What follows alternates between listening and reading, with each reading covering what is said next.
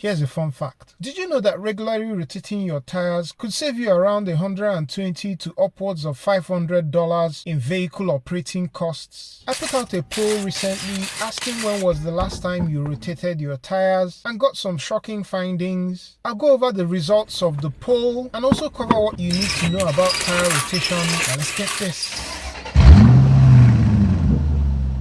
The big picture summary of the findings is that 44% of us were on top of tire rotations, but if you flip this around, that means that 56% or most people were not, and I found that the split between the three categories within the 56% was interesting. 14% of us who responded said we don't know what tire rotation is. Tire rotation simply means moving the tires you have installed on the car through the different wheel positions to ensure that they wear evenly. And why does this matter? The front tires take the brunt of wear from the steering system, and on front wheel drive cars, most of the braking force is applied by the front wheel, which means that over time, those front wheels are going to wear faster than the rear tires. The reverse is the case for rear wheel drive cars. And so tire rotation is an attempt to even out the wear between all the tires installed on the car. Moving on to our next finding, 22% of us could not remember the last time we did a tire rotation. Now remember I mentioned that a tire rotation could save you between $120 to upwards of $500 in operating costs. The first thing that suffers on account of uneven tires is your fuel economy, and that's because the irregular tire wear is going to increase rolling resistance in your tires. Therefore, the vehicle will need to burn more fuel to generate a bit more power to overcome that increased rolling resistance. Secondly, you'll be predisposing your suspension components to wear because of the added strain that comes from the uneven tires. Your wheel alignment will most likely suffer, and your vehicle can start pulling to a particular side depending on where the tire wear is. What you're seeing here reflected on the steering wheel was caused by a tire with a broken belt, and so the condition of your tires does affect steering and suspension components. The third increased cost that you're going to incur is that you end up replacing those tires earlier due to the uneven wear. And for some of us that go ahead to swap out the two worst tires and install two new ones, the difference in the condition of the new tire and the old one doesn't also help the car in general. The recommended interval and the tire rotation pattern you should follow is always listed in the owner's manual. For this 2017 Honda Accord,